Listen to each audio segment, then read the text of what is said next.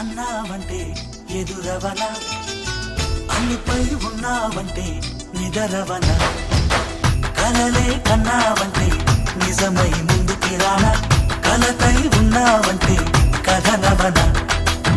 అమ్మలో ఉండే సగం అక్షరం నేనే, నాన్నలో రెండో సగం లక్షణం నేనే. అమ్మ తోడు నాన్న తోడు అన్ని నీకు అన్నే చూడు, చెల్లిపోని బంధం నేనమ్మా, చిట్టి చెల్లెమ్మా, వెళ్ళిపోని చుట్టం నేనమ్మా.